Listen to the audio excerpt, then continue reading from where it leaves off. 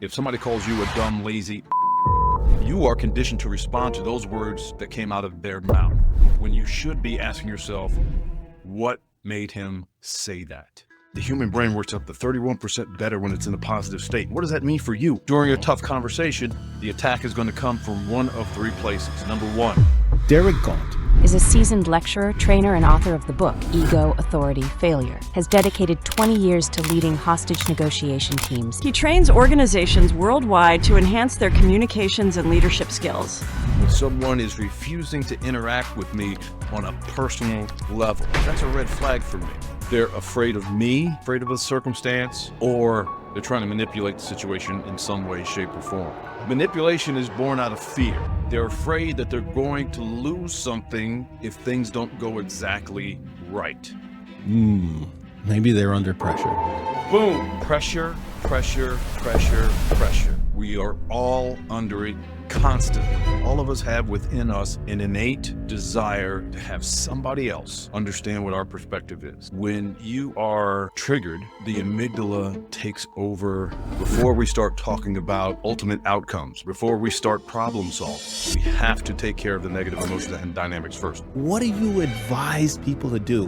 One of the first things that I say to them is, if anybody is manipulating you, your first question should be, Welcome to What the Tech, your gateway to business strategies and tech secrets shaping today's workplace. Before we get into the guest today, I read somewhere that 93% of the time, when you use some of the methodology and techniques that this person's going to talk about today, he's had success in obtaining a successful outcome. I want to find out why that is and how I could use it in my daily life at work, and things that I talk to and deal with people. And I'm sure that you could also use some of this in your lives as well. I want you to welcome to the podcast and put your hands together for Derek Gaunt. Hello, Derek.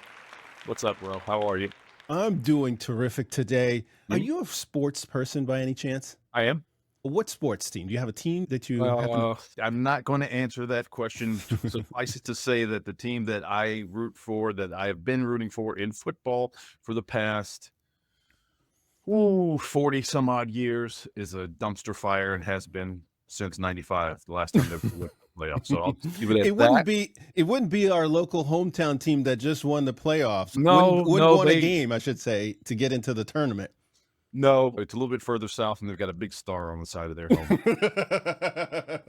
You've been in the desert for a while, my friend. Yes, I have. Wandering aimlessly. That team, they ought to change the name. I think somebody else is taking over the America's team now. They've got a couple more rings. This one guy in particular has a couple of rings on his finger lately. Yeah, don't get me started. I don't. I know I'm throwing you a little bit for a loop, but there's a reason why I asked you that, because there's a lot of principles there when it comes to teams. Just this morning, I was talking with my team about how the Commanders won the game winning field goal this weekend. And it took several things leading up to that field goal, which it wasn't an assured thing. It wasn't a shoo-in thing. But if you can have a certainty of, like I was saying earlier, 93% that whatever you're going to do, that thing can happen, or put it in your favor. So you have that type of probability in your favor. Why wouldn't I want to do that? That's a very good question. And in fact, I ask that question often, especially during keynotes when I go out and do speaking engagements. I tell them about that 93%, and I challenge them, because the best of them in that room, the best of the people listening to this podcast, are only successful probably 35 to 40% of the time. And that's good for a lot of people. That's pretty good, but it's not as good as you could be. That's the key. Nick Saban, talking about sports, Nick Saban said, it's human nature to be average. And people are satisfied with the status quo. And if the status quo says 35, 40%, most people will say, I'm good. Yes, you are making money. You are not making as much money as you should be making. That's the bottom line. Well, who wants to put money on the table and leave it there? I certainly don't. I would love to go to Vegas with something in my back pocket that says bet on red 93% of the time, and red is the winner. So let me ask you something that's probably not so obvious. I want to know, you worked with leaders around the world, dealt with hardcore guys that want to do harm. Is it more difficult to negotiate with a toddler than a hostage taker? It depends on which end of the telescope you're looking at the situation from. If I were to ask that of a single, as in non-married law enforcement officer, they would say, no, working with a bad guy is much more difficult. But if I ask a mother or father of 3 kids under 5, they're probably going to give me a different answer. But regardless of which one of those 2 situations you're looking at, you're dealing with individuals, whether it's a toddler or a terrorist, who is looking at a situation through a primarily emotional lens. Mhm. And until you deal with the negative emotions and dynamics from their perspective, meaningful dialogue is not going to take place with you and that toddler or you and that criminal. It's just not going to happen. You don't need to walk a mile in their shoes. What you need to do is see through their eyes. How do we do And that? whether it's a toddler or a criminal, seeing through their eyes doesn't mean that you agree with them. It doesn't mean that you necessarily like them. It doesn't mean that you're a nice person. It just means that for that moment, you are removing yourself as a psychological threat to the other person. That is the barrier to meaningful dialogue. When the other side views you as a psychological threat, because we are always in survival mode to some degree throughout every waking moment of the day. And the more intense the threat, the more survival mode we get into, and the more that amygdala fires up. And when that amygdala fires up, whether it's a toddler or a criminal, what's supposed to be going on in the prefrontal cortex is not happening because they are in survival mode. And so it's incumbent upon each of us to mitigate the negative emotions, the negative dynamics that are harbored by the other side before we start talking about goals and objectives, before we start talking about ultimate outcomes, before we start explaining, before we start problem solving. We have to take care of the negative emotions and dynamics first. And that's whether you're dealing with a toddler or you're dealing with a terrorist. Is that the way you should approach, let's say you're walking into a room, whether you're doing this in person and you're going to walk in and do a presentation or maybe a negotiation, if you're that far into a deal with a customer, is addressed a negative emotion. Maybe you don't know that there is a negative emotion, but hold on, Rob. Let me stop you there. I'm going to stop you Okay. there because that's conventional wisdom Okay. and it's faulty thinking. All right. Because Would you be opposed for me to call you Professor Gaunt? no, I feel compelled to say no. Yes. I've been doing a little studying. So, I see. okay, Professor Gaunt, I've got a notepad and paper. Please All right. school me. So you walking into a business prezzo, or you're walking into a business meeting, or if you're down the road a little ways, a negotiation. You're walking into a room, and I don't care how amicable the conversation has been prior to you walking into that room, you are automatically a threat to them because why? Because you have 1, if not 2 words in your head, and they're the same 2 words that the other side has in their head. And those words are I want or I need. And if you walk into a room with me and you want or need something, you are a threat to me because I know that at the end of this conversation, I may have less of something than what I walked in with. If it's nothing more than time. You're walking in for a sales pitch. You're trying to get in between them and their money. 100%. You are a threat to them. And so even if it's been friendly conversation before you have stepped into the room, when you walk into the room, figuratively speaking, everybody at that table is like this, waiting for you to start throwing blows. Okay. And immediately you start to address those negatives. I guarantee you in a room of 6 people, 50%, if not better, of those people are going to have an issue with something that you are going to present. And so it's incumbent upon you to mitigate those as fast as possible. And the faster that you mitigate those, the more improvement occurs in the prefrontal cortex. So when you get to that portion of the conversation where you have to really pitch, you have to really explain, you have to really say what your goal and objective is, you're giving it to someone who is smarter.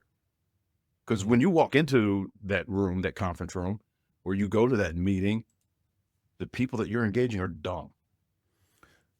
And what I mean by that is that their ability to process is being impeded by the negative emotions and dynamics. I think it was Steve Aker said that the human brain works up to 31% better when it's in a positive state. What does that mean for you walking in? I got to put them in a positive state as fast as possible. How do you do that? So you've hit that. You've hit like the magic button. Beep. All right. I got to put them in a positive state. Yep. I can't assume that they're all going to be flowers and roses because we've had a decent conversation prior for me to walking in the room. What's the thing that you say? You're there. They're looking at you. They say, Derek, okay, talk. What do you start with? What's the opening line from your mouth? One of the first things that I say to them is, this is probably the last meeting that you wanted to attend today. When this appeared on your calendar, you guys rolled your eyes and said to yourself, what is this guy going to do for me? How much time am I going to waste sitting in this meeting? Time that I could spend chasing down leads or closing other business. Right. You're going to think that I'm a snake oil salesman who's just out to put my hand in your pocket because I know it's deep. And you're probably going to have some issues with some of the things that I say going forward. And I'm going to pause 1 to 2 seconds between each one of those to let them land for effect. Now, here's what I'm doing with that. The skill that I just demonstrated for you is called the accusations audit. And that's an audit of the negative opinions, assumptions, impressions that the other side has about you, has about your company, has about who you represent, has about the conversation. This is a situationally insightful, intelligent guess based on the totality of the circumstances. This is me saying to myself, if I were them sitting at this table watching me walk into the room, what would I be thinking? And I just throw them out there. And what you're doing, not only are you mitigating the negatives, but this is your first attempt at tactical empathy. You are a salesperson coming into a sales meeting talking about negative things. And they are going to look at you like, wait, this guy, this woman is different. Who comes to a sales presentation and immediately points a negative light back at themselves? That is one of the more selfless and altruistic things that you can do, where I am verbalizing things that you have not articulated yet. And is there any other way to show another person that you're dialed into the totality of the circumstances than when you start to articulate things that they have not spoken into the air? That's the power of this stuff. So the first words out of my mouth are going to be accusations audits, because I know they don't want to be there. If you ask them, even if they scheduled the meeting themselves, they scheduled the meeting, it's on their time. If you ask everybody in that sales presentation meeting, would they rather be doing something else? Most of them are going to say, yes, I would rather be doing something else. So that becomes a part of my accusations audit. Would you lead with that? Let's take that same circumstance as an email or virtual call, right? You've scheduled it and you're expecting an email from somebody. You lead with an accusation. This is going to be, haven't built that trust yet, right? We're in the courting phase, if you would put it in a personal relationship standpoint. You lead with that to say, hey, I know this is probably the last email you want to read. Exactly. Bloop, bloop, bloop, bloop, bloop. Yep. And then have the exchange. Here's the thing. Okay. About email. If you are negotiating over email, stop it.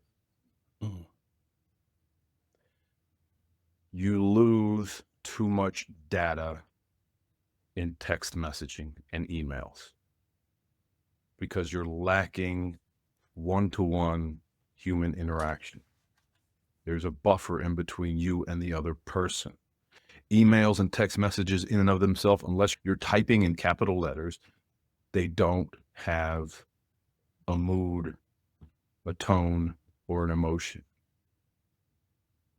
However, people will infuse it with tone and mood and emotion when they read it.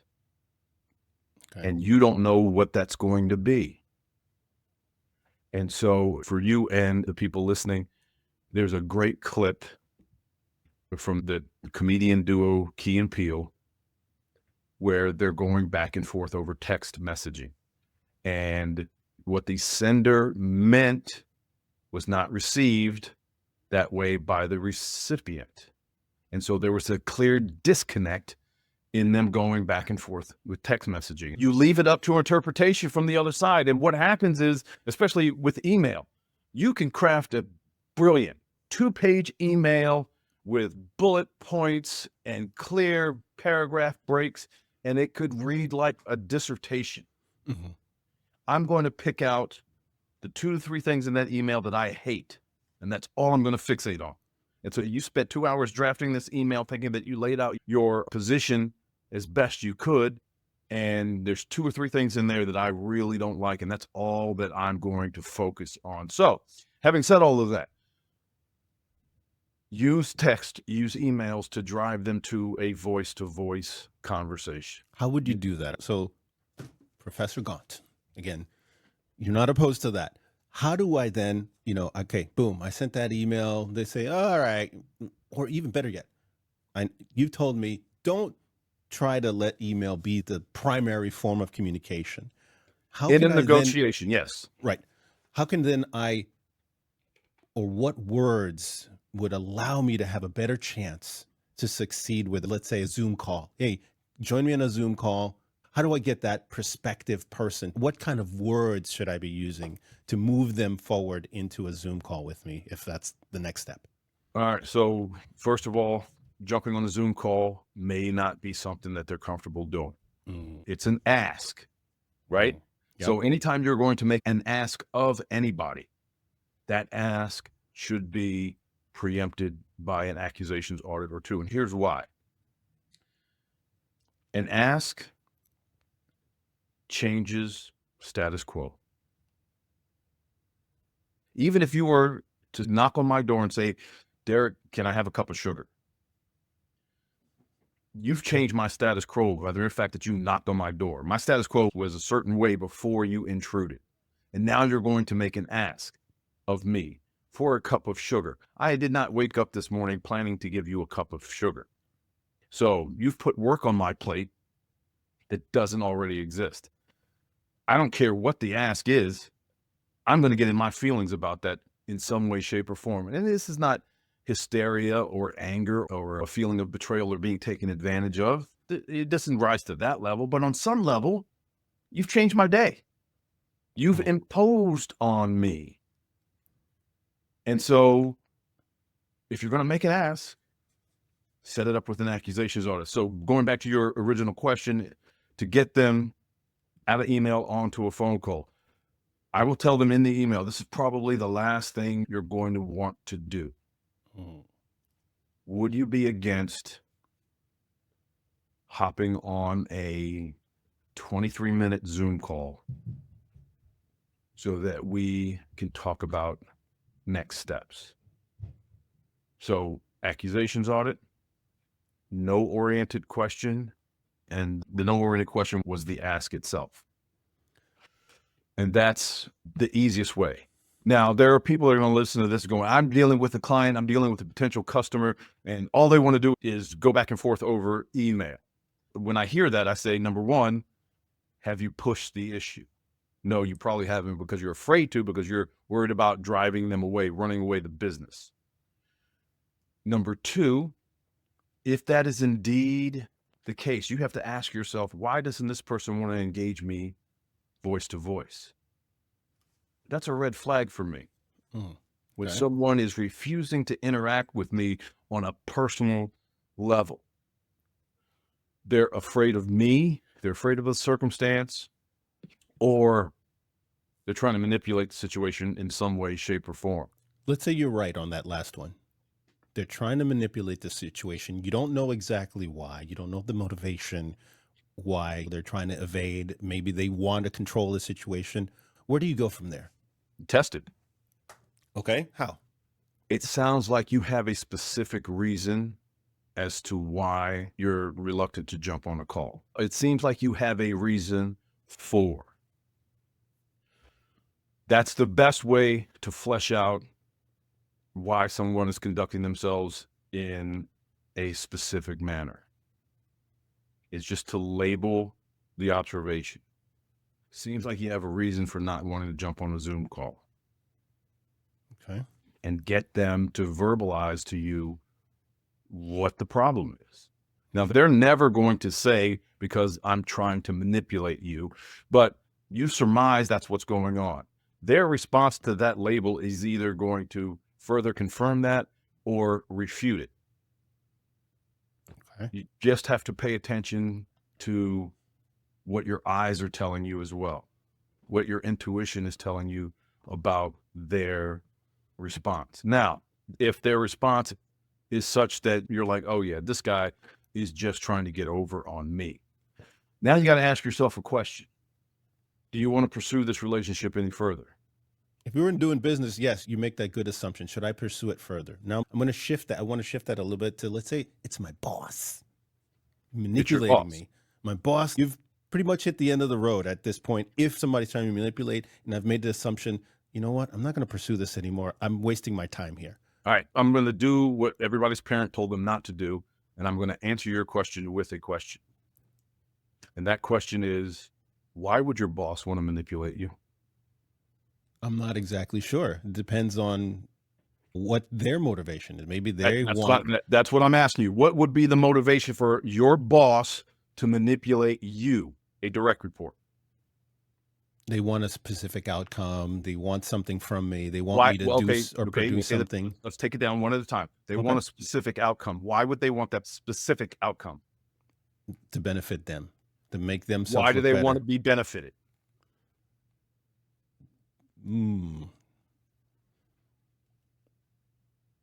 Maybe they're under pressure. Boom. I don't know where that pressure's coming from, but they're under pressure from somewhere. Are they newly promoted? Do they think that people within the organization are questioning their institutional knowledge and experience to be ready for the job that they find themselves in? Are they being transferred from one division to another? And they feel like a fish out of water? Did they just buy that beach house and now they're worrying about whether they're going to be able to carry the mortgage, depending on whether or not the deal that you're working on goes through? Pressure, pressure, pressure, pressure. We are all under it constantly. And very few people articulate their recognition of that. So you got a boss that's manipulating you, boss or no, if anybody is manipulating you, your first question internally should be, where's that coming from? Okay. Manipulation is born out of fear. They're afraid that they're going to lose something that they possess currently if things don't go exactly right. And so, boss, it seems like you're under a tremendous amount of pressure right now. You label that circumstance for your boss, and if you do it face to face, watch the relief that will come over his or her face, because they've been trying to send the message that they're under pressure to anybody that will listen. The problem is nobody's listening. And now you be the first person to recognize the pressure that they're under. Now, the response could be, I don't know, Ro, what makes you say that? I don't feel like I'm under that much pressure. All right. You're conducting yourself like you're under pressure, but yet you're saying you're not. There's a disconnect there. Here's the thing, is that when you use something like a label, where you make a verbal observation about your counterpart's perspective, you're not making that up out of whole cloth. They've done things, they've said things to lead you to that conclusion. And if they are now saying that, hey, I don't know what you're talking about, that's a disconnect. And so your job now is to find out why there's a disconnect. I didn't say, boss, that you were under pressure. I said, you seem like you're under a lot of pressure, because here's what I've noticed. And then I've given them a summary. The past 3 weeks, you've been distant and aloof, sending me directives through email, not responding to my questions. that led me to believe that you're under pressure. How is what I'm hearing? How is what I'm seeing wrong? And so what I've done there is I said, hey, Mr. Boss, Miss Boss, I'm not saying you are under pressure. I'm saying you're giving all the signals that you're under pressure, yet you're denying it. There's a disconnect there. Help me figure it out. And now you're getting them to articulate what's really driving them. It's cathartic for them. They start to open up a little bit more. And now you can get to the real crux of the issue. I know that there's a lot of people that are listening to this that are going to be or are in that situation, given that there's so much turmoil right now in the business environment. I know you talk to a lot of business leaders. There's so much changing happening everywhere. It doesn't matter what industry you're in, whether you're in government, whether you are in tech, whether you are in healthcare. Everybody's undergoing some kind of change, and it's being forced upon you one way or another. And I think this is going to be very helpful. You know, you talked about something here, and you've used this word several times. And for those that don't know or understand what the amygdala does and what it is, help us understand why that's so important and the role it plays when you're having these kinds of communications with people. It's an almond-sized portion of your brain at the base of the brain. Let me preface what I'm going to share with you by saying I am not a neurologist. Okay. And I did not say stay at a Holiday Inn Express last night. So it may not come out so eloquently. So it's about the size of an almond. It's a part of our limbic system. And the limbic system is basically our emotional part of the brain. And it's reactionary. It's our animal brain. It's kept us alive for thousands of years. We are primarily pessimistic people. Mm-hmm. We are ready to run or ready to fight based on the circumstances in order to survive. And the amygdala plays a large part of that. And when you are triggered, the amygdala takes over the brain. And so making it almost impossible for people to exercise the appropriate level of cognition. Are there trigger words? You said trigger. I find that fascinating because I think words matter. And the accusation audit is part of using words. Are there words you should stay away from when you're engaging with somebody? Because you can be triggered by certain words. Have you found in your conversations, in your use of this methodology, that there are words that you really want to stay away from when you're having that kind of discussion with somebody? That's a great question. So the words that I tend to advise people to stay away from, any yes-oriented question, any question that you ask another individual where you're specifically trying to get them to say yes to that question is offensive. Because from my perspective, I feel you taking me somewhere when you ask me yes-oriented questions. Yes is always obligation and commitment. Whenever I open my mouth and say yes, I'm secretly thinking to myself, what have I just committed myself to? What have I just obligated myself to? Even if those are like simple words, like I'll just give you an example. Are you having a good day? Point well taken. What I'm saying is when you ask me, are you having a good day? Because this is some comment, There's right? going to be there's going to be a little piece of me before I answer that's going to look at you and go, I wonder why he's asking me that. Okay. Now that's different than you saying, how's it going? Or hello. A direct question, are you having a good day? Immediately I think to myself, what am I giving off that would make it important for him to ask that question? Because that's not a regular salutation, right? Mm-hmm. You don't walk past someone in Target and say, are you having a good day? Try it and watch what happens. Because people are going to be defensive because they're asking themselves, if I say yes to this, what does that mean for me? This is the problem with yes-oriented questions. Chris Voss, author of Never Split the Difference, he tells this great story, him and his son walking through a parking lot trying to find their car because they couldn't remember what level they parked on. So they go up to the security guard who's manning the booth in this parking garage, and it says Acme Security on his jacket. And Chris looks at the badge on the jacket and says, you work for Acme? And the horrified look on the security guard's face when Chris asked that question, because immediately he starts calculating in his mind, it says Acme on my shirt. Why would he ask me that? Does he not believe me? Does he not trust me? What happens if I say yes? All of those things go through his head in a split second. And for a brief period of time, he is in a negative emotional state. So yes or any questions, take them off the table.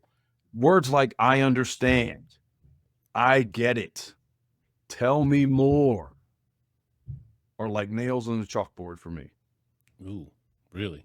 So I should not stay away from I understand, because that's one a lot of people fall back on when responding to an exchange. Oh, I understand that. I get it. But here's the thing is you're doing it for one of two reasons. You're doing it, A, to send them a signal that they don't need to talk anymore, and now you're ready to jump into the conversation. Or B, it's a futile attempt at common ground. And both of those are detrimental to a positive outcome in the conversation. Okay. What should my response be if somebody is saying something maybe I'm not too familiar with, but I kind of get what they're saying? Just this kind of back and forth, this hypothetical example. Like you said, Chris said, do you work for Acme? Or maybe I could have interjected with a different question depending on what he was looking for. It was a throwaway question. Oh. Chris asked that question to test the waters. He asked a bad question to test the waters. What he really wanted to know was, would this guy be of any use to him in helping him find his car? But he didn't know how the guy was going to respond to that question directly. So he tested the waters with, hey, do you work for Acme? Which is similar to, how are you today? Most times when people ask, how are you today? For how are you now? Or how are you? They don't care. They're testing to see, are you in the mood to hear what's going to come next? And so when someone comes up to me and will ask that question, how are you today? And it's clear based on the totality of the circumstances that there's something on their mind that they're trying to get off their chest. I don't even respond to the how are you today. I jump right into, it sounds like you have somewhere you want to start. And that tells them, I'm ready. Take some pressure off of them, because now they don't have to guess if I'm ready, because I've already told them I'm ready. So the pressure's coming off of them. Their amygdala is starting to get back into place, and it's clearing up their thought process so that they can now proceed in a intelligent fashion in the conversation. I want to ask you about something else. You're a football fan. I'm a football fan. I played football. Did you play? Mm-mm. You didn't play. So the hardest thing is not getting tackled. It is not tackling. The hardest thing is before that. Before you get the ball, before you make the throw, before you hit the three-pointer. You said a lot goes through the brain, right? Before you take that action. It's all about, will I get hit hard? Do I know the play? What happens and how should I react? All these things float through your brain that can short circuit what's happening. Mm-hmm. And the pressure, like you were saying, pressure. So if you're in some kind of pressure situation, when you're talking to somebody, I know that Chris says this as well, you got to use your calm, late night DJ voice at night to use this voice. But that is the hardest thing to do when you have somebody that may be hostile towards you, combative, angry, maybe saying things you do not like to hear because you get triggered. Right. What do you advise people to do, right, before the words leave your mouth to react to that? Because you've been triggered now. If you say, you son and say, you're no good, and I can't believe that's coming out of your mouth because that XYZ reason. How do you, before you let that, what do you do? So there's a couple of things. Number one, you have to have a curious mindset. Number two, you have to expect and accept the fact that you are going to get attacked at some point during this conversation. Even if it's a sales presentation like we had talked about at the top of the hour. You go into that sales presentation with the mindset that somebody in this room is going to trigger me. They're going to attack me during this conversation. It's going to come out of left field. It's not going to make any sense to me at all. I'm going to get triggered. So I've accepted that fact. Now, curiosity. We are conditioned to respond to presenting dynamics only. And so if somebody calls you a dumb, lazy SOB, you are conditioned to respond to those words that came out of their mouth. Okay. When you should be asking yourself, what made him say that? What made her do that? What made them ask that? In every tough conversation, there is a presenting dynamic or emotion, and there's a latent dynamic or emotion. So think of it in terms of an iceberg. The tip of the iceberg is the presenting dynamic or emotion. What's beneath the surface is the latent dynamic or emotion. You get more bang for the buck trying to determine what the latent dynamic is as opposed to responding to exactly what came out of their mouth. If somebody lashes out to you, your first thought should be, where did it come from? I'm not sure. During a tough conversation, the attack is going to come from one of three places. Number one, they've been trying to send you a message otherwise, and you haven't picked up on it. So you need to ask yourself, what am I missing? Okay.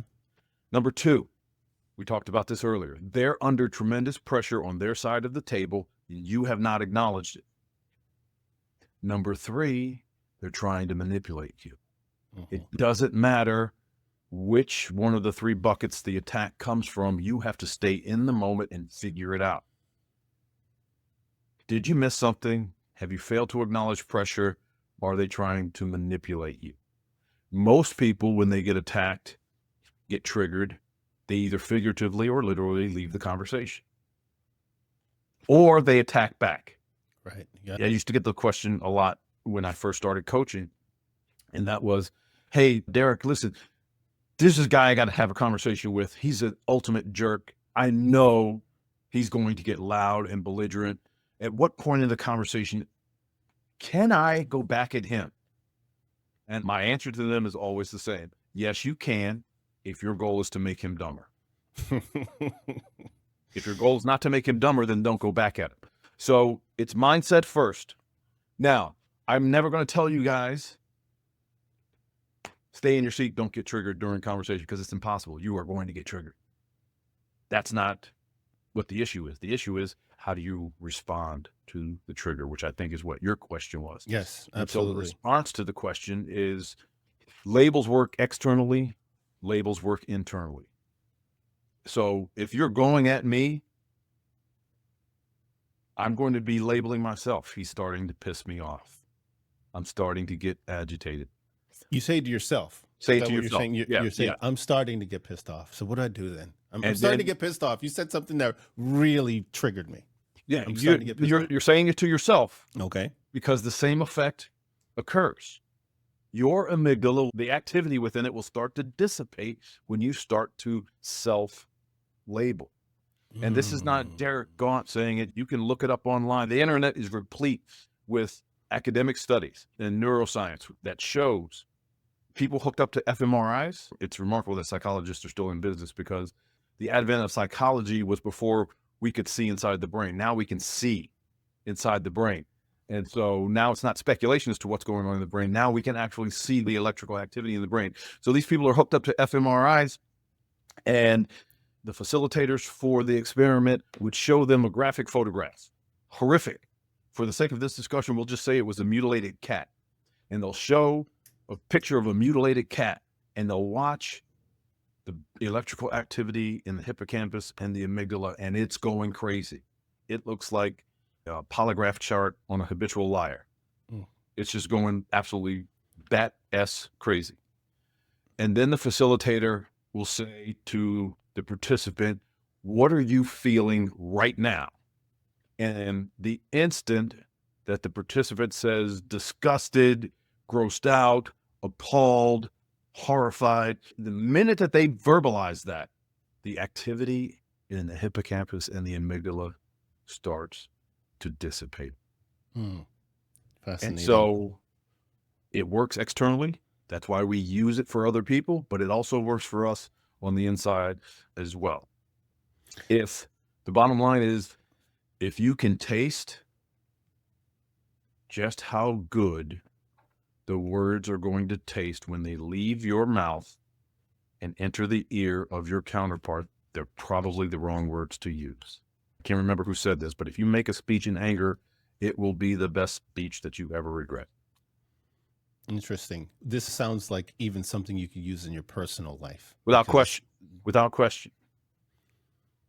Because I think interpersonal relationships are important. Professional relationships are important. Network is important. And everybody wants to have a better relationship with their son, their daughter, Sure. their spouse. And it sounds like this is something that I can put in practice as well within my own personal life. As long as you're dealing with anybody, two things are required: a brain and a respiratory system. If the person you're engaged with has a brain and a respiratory system, the skills are appropriate. Personally, professionally, it does not matter. It doesn't matter if you're introverted or the person you're dealing with is introverted or extroverted or hot-headed or not hot-headed. It doesn't matter because all of us have in us, introvert, extrovert, all of us have within us an innate desire to have somebody else understand what our perspective is, what our environment looks like, what our circumstances are like. We all have it. For example, you and I are having this discussion, you make eye contact with me, that eye contact is releasing dopamine and oxytocin in my brain. Minuscule amounts, but I feel good talking to you because you're engaged. You're nodding your head, indicating that you understand. You said, I got my note. All of that is expressing interest. And that is something that we're missing as a species on a regular basis, which is why these skills are so effective. People who use the Black Swan method are the people that are being reached out to on a repeat basis. Why? The people that you engage feel better about engaging with you. They don't know why. They just know that Ro is a good guy. I love talking to him. You ask them to pinpoint why, the best they're going to give you is that he's just a good listener. And so you're filling that need for anybody that you engage, personally and professional, then regardless of culture. Doesn't matter what you look like. Listen, it's not by accident that hostage negotiators in Asia, Africa, the Middle East, Europe, North America, South America, we're all trained in the same skill set. And I hear all the time, yeah, Black Swan Group, your methodology is neat, but it wouldn't work in Germany. And I'm like, I beg to differ, because I know hostage negotiators in Germany are trained from the same playbook that the hostage negotiators in Washington, D.C. are trained from. Okay. And I've talked to people, I've coached people, I've instructed corporations that have offices. One company, they've got an office in Frankfurt, they've got an office in Mumbai, and they've got an office, I can't remember the name of the city, in China. And I had them report back on homework assignments, and regardless of whether it was Germany or Mumbai or China, they were talking about the efficacy of the skill within their culture. So it doesn't matter where you come from. And to your earlier point, it doesn't matter what the conversation is about. Mm. It could be a merger or an acquisition, or it can be getting your 17-year-old to complete their college application. The skills where most of your listeners and viewers are going to struggle is these skills are counterintuitive. Absolutely. I got to tell you, I've heard of Chris for quite some time. I even bought his book, I want to say probably within his first couple of years that he published it. It took me a long time to accept just the basic concept of you want to get to a no. Like a no. Like, no. What you're saying, no questions instead of getting to yes. And it wrecked my brain just to wrap myself around, like, what do you mean that you want to ask no questions?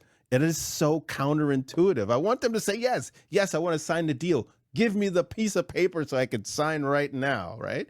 You want them to get to know. What? Yeah. What a lot of people fail to realize is we are yes addicted, and we are yes battered.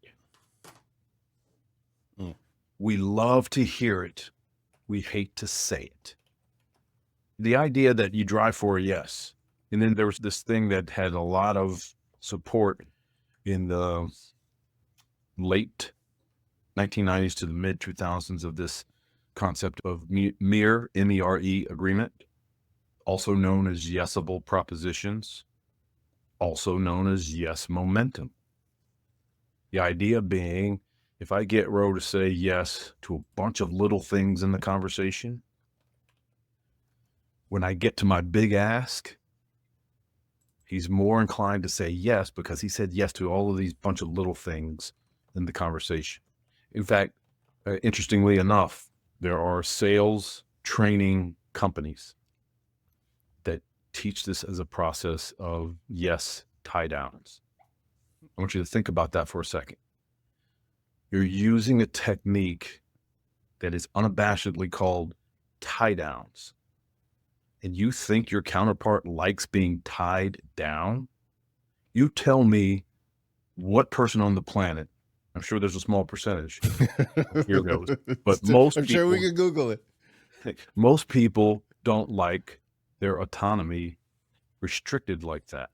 And here you are, these companies are teaching people techniques on how to tie people down with yes questions. Do you agree? Does that make sense? You're on board, right? Don't you want this benefit? You're not wrong. You're not wrong, because my early professional career was with Philip Morris, which is the Ultra Group.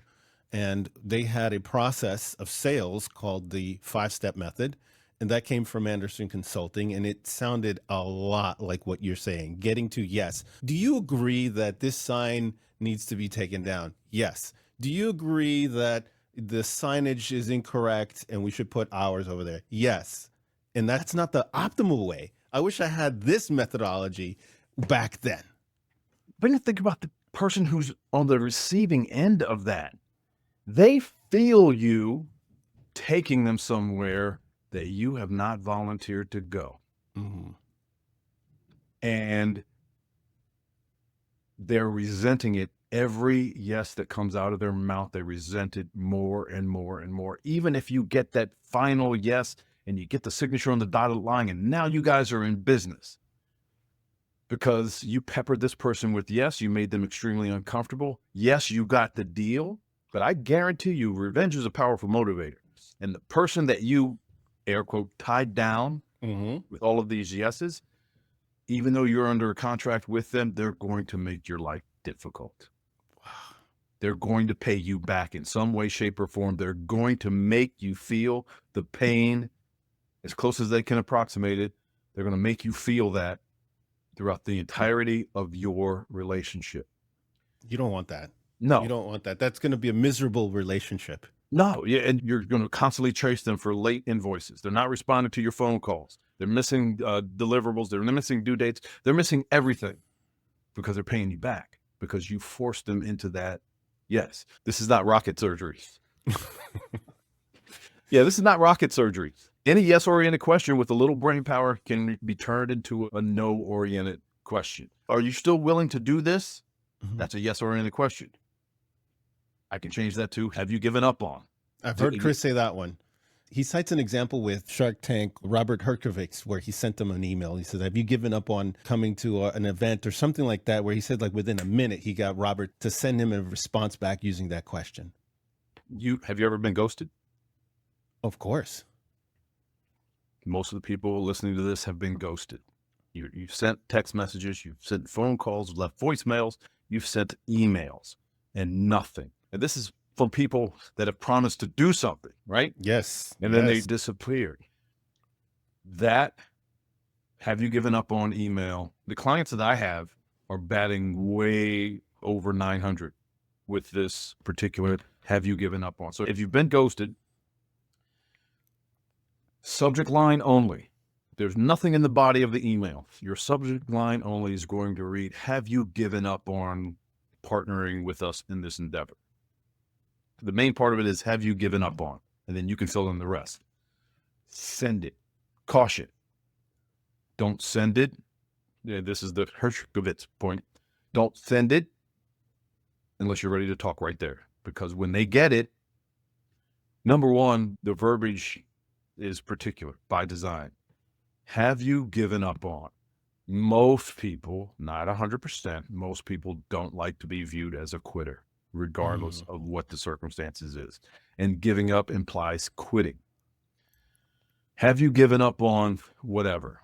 If you send it, make sure you're ready to engage them in a phone call right away, because they're going to respond almost immediately, unless they absolutely cannot. The longest I've had anybody wait is 72 hours, and that's only because the woman was in labor. But ordinarily, they will call back to tell you, no, I haven't given up on, and they will give you the reason as to why. And now you've got further information. Now you got more information to go on. But that have you given up on, people are killing it with that. Killing it. I love that. You know, sometimes in business, and you're a businessman now, you're not wrestling alligators, and I don't think wrestling alligators and dealing with a terrorist anymore. I know you've probably retired that, but there's times where you're like, I'm going to make them an offer they can't refuse. This is from The Godfather. This is where he says, I'm going to make you an offer you can't refuse. You know, and obviously the circumstances here, there may not be the most favorable. You just kind of take it or leave it. But when you want that outcome, if you're in your brain, if you're a salesperson, you want to get to a point where you make that offer, right? You've given us all the meat and potatoes, all the blocking and tackling to get to that point. How do you finish that off so that you can make an offer that they can't refuse, whether it's either signing on the dotted line or to continue conversations? I'm going to give you the standard negotiator answer. It depends. It really does. We have a general structure of the conversation. So the general outline is going to be, from my perspective, it's going to be summary, accusations audit, a vision label. Then it's my turn to talk. At the conclusion of my turn to talk is when I make my ask. But notice the sequencing of this conversation. Vision label, then it's my turn to talk. And so you're asking yourself, well, what's a vision label? One of the first things out of my mouth is going to be, after the accusations audit and the summary, is wrote as I was preparing for our meeting today. I was thinking to myself, you probably have a specific vision for what this partnership between you and I could possibly look like in the next 1, 3 to 5 years. Would you be against walking me through that vision? Now, we haven't signed anything. There's no formal agreement made. But I'm taking the time to get your side first. Let the other side go first. You're a salesperson. They're not expecting you to let them go first. What they're expecting is for you to come in, stand up on the table, and pitch a bunch of gain and benefit about why you are the greatest thing since sliced bread. That's what they're expecting.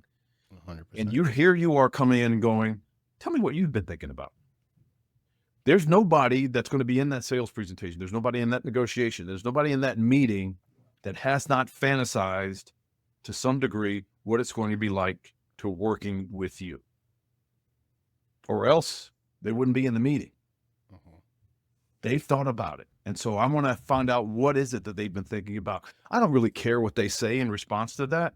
It's the overture that's more important than what the actual information is. I'm going to be listening carefully to the information, but that wasn't the purpose for the vision label. But I'm going to listen to it. I'm going to label those things that benefit me. I'm going to label those negatives to get them out of the way. And then I'm simply going to say to them, after I've beaten that horse to death, I'm simply going to say to them, would you be against me walking you through what I was thinking about? Now, I've asked permission in a no or in a fashion. I'm asking permission to talk. They don't get that from anywhere else. And they're inclined to grant that permission because why? I lent them an empathetic ear first. And one of the biggest characteristics of tactical empathy is that it encourages reciprocity. You give it first, you'll call it in later. Now, I've taken care of the negatives that they were thinking about. I've let them go first. Remember, I'm trying to remove myself as a psychological threat in the conversation, doing a pretty good job of it by now. Now I'm going to ask, would you be opposed to me walking you through what I was thinking? Now it's time for me to get up on the table and pitch, gain, benefit, and explain. And after I'm done with that is when I make my ask. Wow. So you've primed them in a way so that they would almost say yes, but without the objections that come in when I'm a salesman, I'm pitching, I'm the best, we got the best customer support and all of that. Think about it like this. Remember, I talked about when you walk into the room, they're like this. Yeah. You do what you're supposed to do with tactical empathy. You get to the back end of the conversation, and now their hands are on the table. Nice. Because why? You're no longer that threat. Now, if I get to the point where I say, how many widgets do you want in your first order? And you say, I'm not sure, but we do want your widgets, and we want them by the end of this date. All right. That's your first yes to me. Most people will hear that and go, got it. I'm not out of the woods yet with you. Okay. That was your first yes. I'm going to test that yes at least twice more. At the right, very least twice more. Tell me more. Where I'm going to say, this is my follow-up. So it sounds like you're on board. What remains a question is quantity. And I'm looking for you to say yes again. Now, this is not yes momentum. Don't confuse the two. What I'm doing is moving you from a counterfeit yes, that's your first yes. Any agreement that you get, the first agreement that you get from anybody, I want you to consider it BS. They didn't mean it. So I'm going to hit it at least twice more to move it from counterfeit yes to confirmation yes to commitment yes. Okay. Once I've gotten those three in, now this is huge. You know that you are in front of me for a finite period of time, which means you're going to go back to your world at some point. I guarantee you that somebody in your world is going to have a problem with the agreement that you and I struck. I do not know who that person is. It could be a son, it could be a wife, husband, could be a boss, could be a coworker, could be the person that tends bar at the place that you frequent on a regular basis. Somebody's going to have an issue with what you agreed with me about. And so I know that going forward, I'm going to say just those things. I'm going to say, Ro, listen, experience has shown me that there are going to be people in your world that are going to raise concerns about what you and I agreed to. Okay. What concretely are you going to say to them in order to allay some of their fears or concerns? What do you need from me to make that conversation go better? And what I've done there is I pointed out a problem that I know is going to happen. And I, air quotes, made you come up with the solution, which means you're more likely to follow through with it because it was your idea. But I didn't say that I was going to leave you on an island, because I said at the very end there, what do you need from me to make that conversation go better? And then I'm going to hit you with, if I haven't heard from you by X date, what should my next move be? That's better than when can I get that proposal, or when should we follow up, or what's a good time to come back at this? Okay. Exactly. Got it. And the more robust your response is to each of those, I'm feeling better and better about our agreement. And so test your agreement, test your yeses often, but make sure that you tell them specifically that there's going to be problems on your side. What are you going to do about it? Love this. This is, man, I wish I had this back, back when I was coming out, even before when I was in school. This could have served me a lot better. Derek, I don't have an infinite amount of time. I have a very finite time. So I want to ask you this before we leave off. What should people do? You've left us with a lot of good stuff, a lot of nuggets. And so if you're listening to this, replay it back, because there's going to be a lot of stuff. I'm going to be rewinding when I listen to this episode. Is there anything else that people should think about as they're approaching this, whether it's mindset, whether it's playbook, whether it's tactics, whether it's in another analogy or story that you feel is important for people to grasp what you're saying today? Two things. One, I've beaten over the head since we've been on this call, but I will repeat it because it's that important. Understand, if I want or I need is in your head or in the head of your counterpart, you are a threat to them. As long as you remain a threat, meaningful dialogue is not going to take place. Don't think that you can work around that threat by just dumping information on the other side, explaining, because it's not going to work. Second thing is, going into every conversation, say to yourself, this is not about me. Here's where most people run into a problem. We want to convince. When I ask people, how did that last negotiation go? Didn't go well, didn't get the business. What do you think the problem was? I just didn't pitch as well as I should have. I didn't explain as well as I should have. If I just explained it better, they would have seen the light and come to my side. No, that's not what the problem was. The problem was they were sending you signals about something else that was important to them, and you ignored it because you were so focused on your goal and your objective. It's not about you. Don't stand on the other side of the street trying to beckon your counterpart over to your side of the street. You're not going to convince them to do that.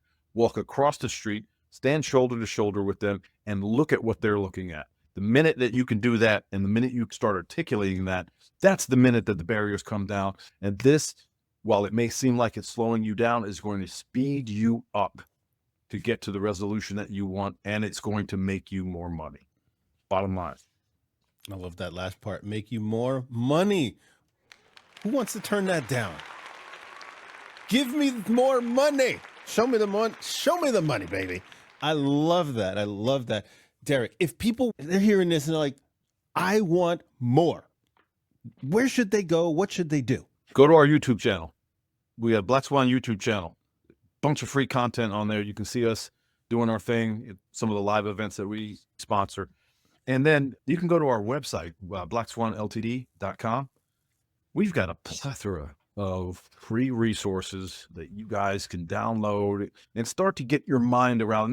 Now, granted, nothing is going to take the place of online virtual training, which we have. Nothing's going to take the place of in-person live events that we have. Nothing takes the place of one-to-one coaching that we have, right? But you can get started by buying the book, watching the masterclass, going to the YouTube channel, getting your head around this concept of tactical empathy, and then going out, low stakes practice. Don't go into a boardroom with a bunch of executives and try to do this tomorrow. Go into the Starbucks tomorrow. Ask the barista how he or she is doing. When they respond, label that response. Whatever your intuition is telling you about the response. So you walk into Starbucks. Hey, how's it going today? It's been. And you respond to them by saying, it sounds like you've been getting kicked in the teeth since you clocked in this morning. And watch how much more information they give you about how cruddy their day has been going. And watch how long they stay engaged with you.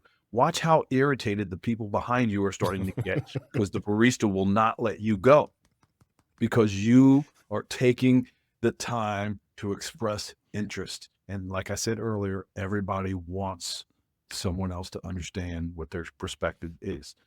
And then use the other techniques on the following days. Get your repetitions in. Once you get your repetitions in, it starts to become reflexive. It starts to become almost like muscle memory at that point. And then you're not even thinking about what to say. You're just saying it. And then stay curious. Go into all of these conversations. I don't care if you've been working with this person for 20 years. We used the boss subordinate example earlier today. Let's say you've been employed and working under this boss for the past 5 years. I guarantee there are things going on with that boss that you have no clue about. And so 100%. Stay curious. You should be trying to uncover black swans in every single conversation. And the only way to do that is curiosity, curiosity, curiosity. You know what? That's just beautiful, because that can apply to a lot of people. And I don't even want to add to that because that's just excellent. So, Derek, I really appreciate your time today. I'm glad you sat down with me, gave me a little bit of your time, and it's going to help. I know it's already going to have a bunch of notes, but it's going to help me be a better person, a better boss, a better podcaster as well. Yeah, and absolutely. so I really appreciate you sitting out with us today. Go check out Derek, and he's all over YouTube, and go LinkedIn, follow him as well. Chris as well, he puts out a bunch of stuff. You guys are like cranking out, you and Chris and that stable that you got, that deep bench over there at Black Swan with a bunch of the other trainers, that you got a lot of good stuff going on over there. Yes, yeah, I'm happy with the guys.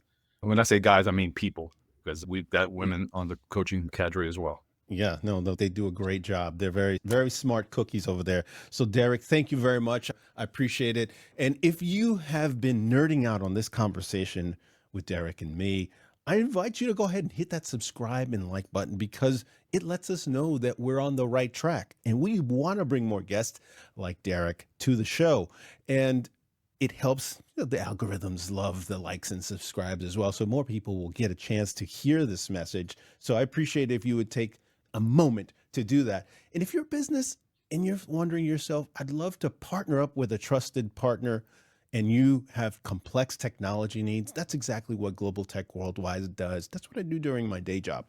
We solve complex technology problems. There's links in the description.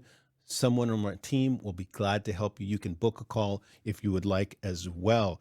And if you found this conversation with Derek very interesting, we talked to former FBI cyber crimes task unit leader James Morrison, who talked about why you want to pay attention to what's going on in the cyberspace, and how there's vulnerabilities today that are so much easier to get at because of technology. Go check out that episode with James and I. I will see you in that episode. Thanks for hanging out with us today.